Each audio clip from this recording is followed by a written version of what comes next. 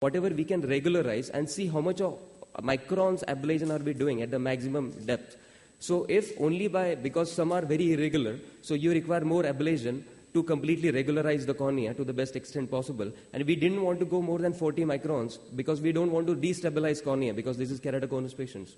But for example, in a patient, if he has only one diopter of cylinder, but it is possible to completely correct it, but that is not the goal per se. Thank you. I want to know two things. Yes, one is, you said corneal thickness is more than 450. Yes, ma'am. Okay. Yes, ma'am. What are the baseline value of all corneal thickness vis-a-vis post-op? And another thing, have you checked the aura? Aura. Ma'am, in this study... These two things are important for this. Absolutely. Thank you, ma'am.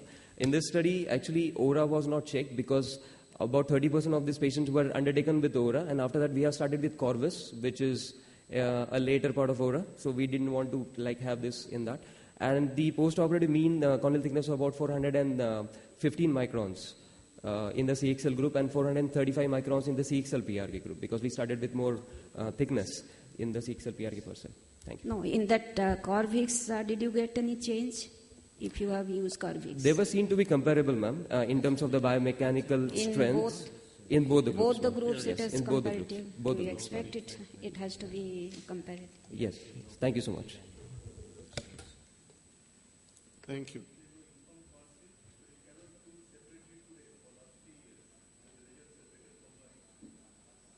We'll move on to the next paper.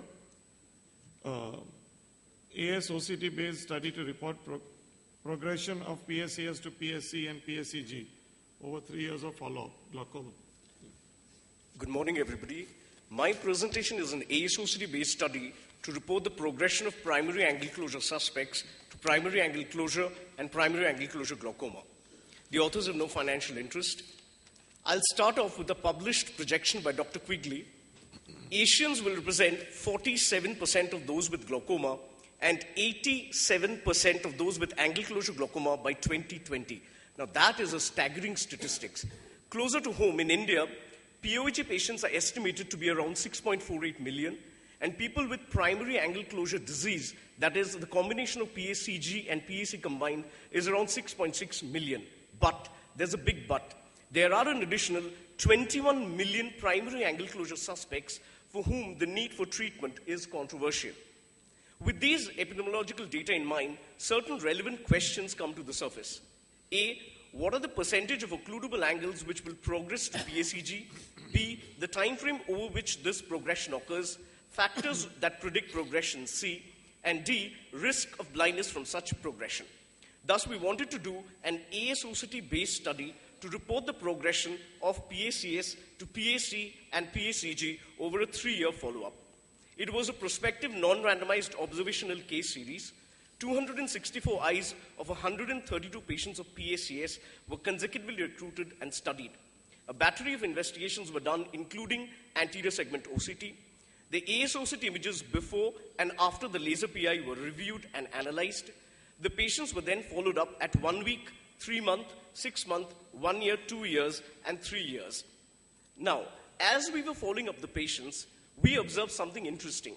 There were some patients of PACS who underwent a PI, but in spite of the patient PI, they were showing progression. As for example, I'll just share 2 examples. This is the first one where this particular patient started developing a PAS which was evident even on slit lamp examination, and we did not even need to do a gonio, and the ASOCT parameters started to show a decline. The second case shows you a clearly patent PI. This was a patient of PACS initially, and on gonioscopy, on subsequent follow-ups, we noticed that he started developing PAS in all the quadrants. And the ASOCT parameters started to show a decline. AOD, TISA, ARA, sclerals per angle, all of them.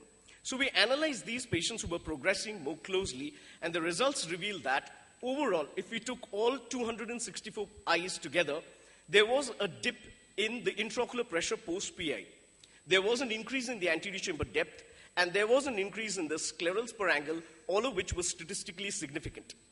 The AOD TISA error, that is the ASOCT variables, were also increased, and that was statistically significant. However, the angle-to-angle distance and the crystalline lens rise did not show a significant change. So the patients seem to be doing well overall. However, we again come back to the patients who were progressing. So there were a group of patients who were progressing.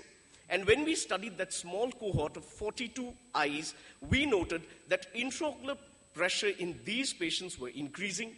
The anterior chamber depth and the scleral spur angle were also decreasing. And AOD, TISA, error, all three ASOCT parameters were decreasing in these patients over a follow-up period. Thus, initially we started off with 264 eyes.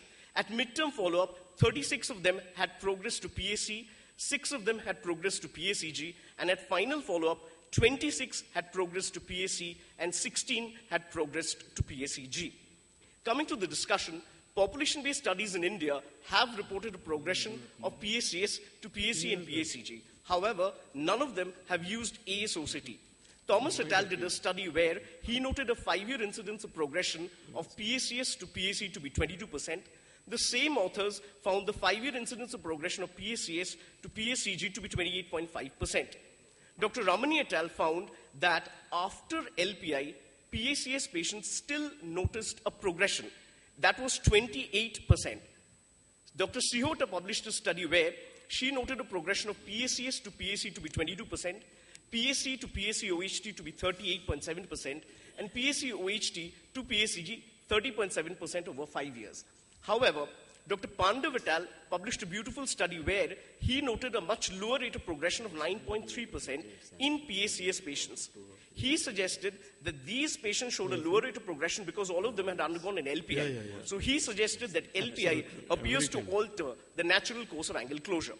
We noted a progression in 42, that is 15.9% of the eyes, who progressed to PAC, 26 synechial and 16 appositional. Of these, 16 eventually went on to develop PACG. Thus, patients of PACS should be followed up very closely even after an LPI, as some of them have a tendency to progress. Proper slit lamp evaluation should be done at every visit. Central and peripheral anterior chamber depth is to be noted. Signs of anterior chamber inflammation is to be noted. Iris abnormalities, abnormal pupillary function, and lens changes are to be noted. IOP and gonioscopy to be done at every visit. And ASOCT for these patients is of paramount importance. Patients who show a decrease in the parameters should be flagged, and they should be followed up very closely. Thus, LPI is not the end point in the patients of PACS, as a few of them have a tendency to progress. To conclude, this hospital-based study reports a progression of PACS post-LPI in as many as 15.9% of the patients and to PACG in 6.1% of the patients. However, this is a study of only 3 years duration, and a longer follow-up study may yield more conclusive results. Thank you.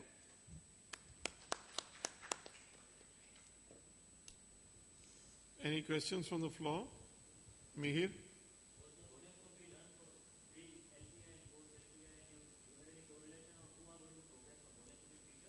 No, so not really. Pre-LPI and post-LPI, gonioscopy was repeated at every visit for all patients.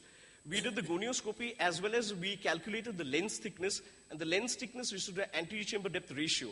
That was also done, but that was not a part of my study. So all these factors were kind of noted down. None of them seem to have any correlation as to who is going to progress.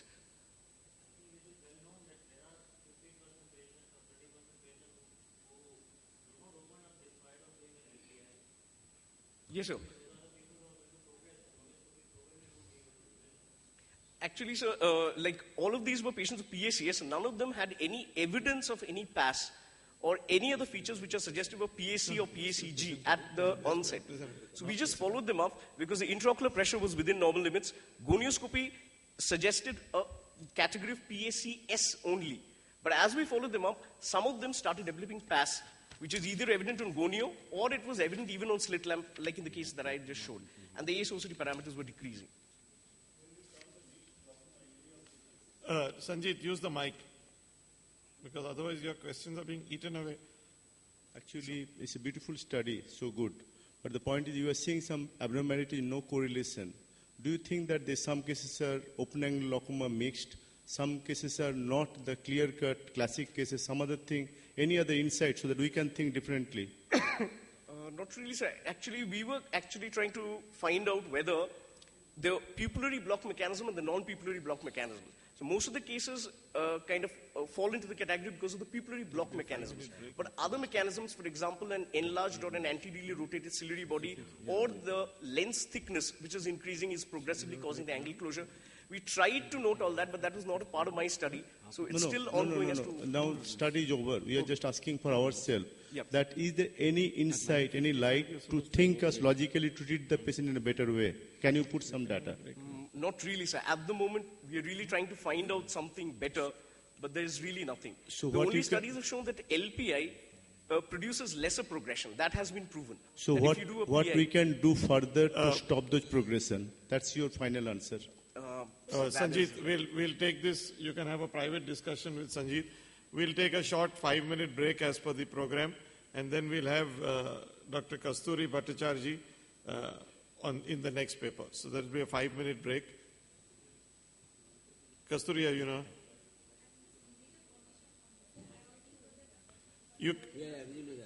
We want you to present. It won't be considered for Rangachari, but we want you to present because we want the audience to hear a good paper. Yes. Yeah, please. Yeah.